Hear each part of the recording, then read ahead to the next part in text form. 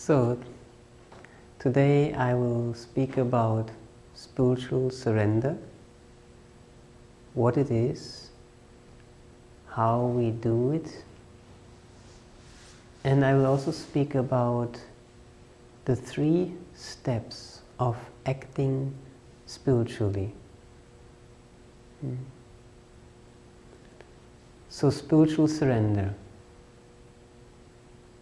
What is spiritual surrender?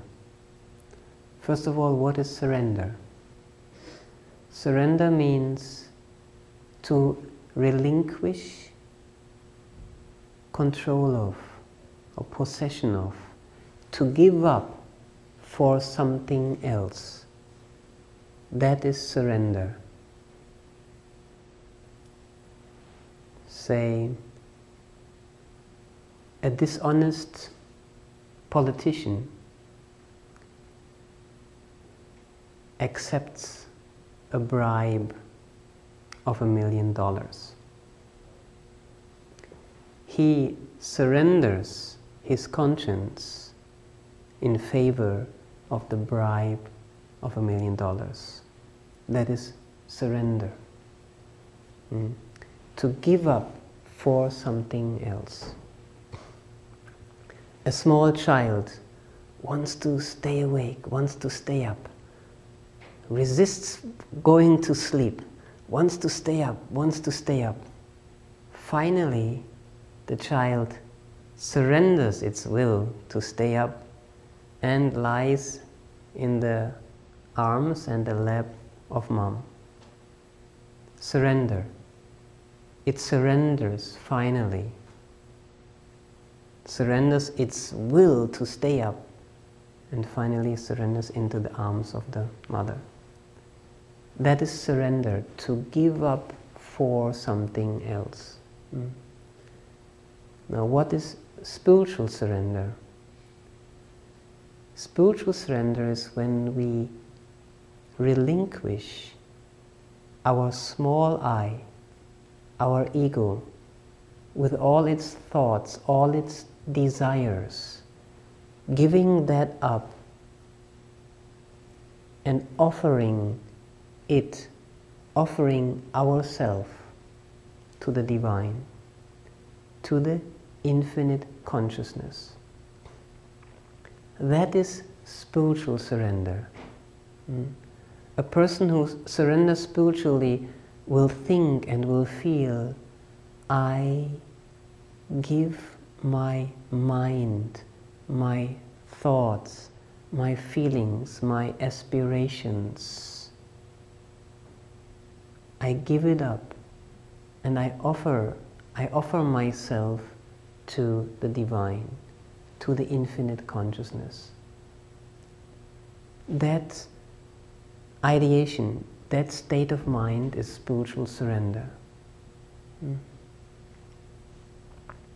Now, in spiritual surrender, one surrenders not to anything finite, not to anything external even. One surrenders to the divine, to the infinite, not to an external entity, not to a bribe, not to another person, not to something limited, but one surrenders to the infinite, to the divine. It is not an external entity, actually it is an internal entity. It is one's innermost self, the divine essence within, that one ultimately surrenders to. It's like a cup filled with water, floating in a pond. You remove the cup, you surrender, you give up the water of the cup into the pond. That is spiritual surrender. It is surrendering to not an external finite entity, but to an internal, infinite consciousness that is our deepest, innermost self. That is spiritual surrender.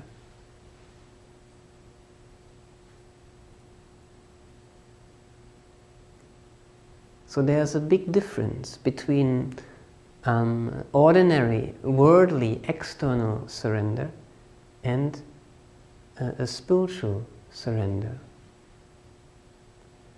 Now, we can ask ourselves how exactly, what are the elements of this spiritual surrender? What exactly takes place if we analyze the action of spiritual surrendering? What is part of it? The first part of spiritual surrender is the contact, the ideation. Like with a normal surrender, the child feels, sees the mother. There's a contact, thinks about the mother, touches the mother, sees the mother. So the entity to be surrendered to, the child is in contact with. With spiritual surrender it is the same. It is only more subtle. So the first part of spiritual surrender is ideation. That means one thinks about and opens one's heart to the divine. Thinking about the divine and opening one's heart, feeling the presence of the divine. That is the first element of surrender. Without acknowledging the divine, there cannot be spiritual surrender. So that is the first part, the first element of spiritual surrender. It can be called in one word ideation. Ideation on the divine. Thinking about and opening one's heart to the divine, to the consciousness. And after doing that, almost automatically comes the second part of spiritual surrender, which is then conversion and transformation of our thoughts.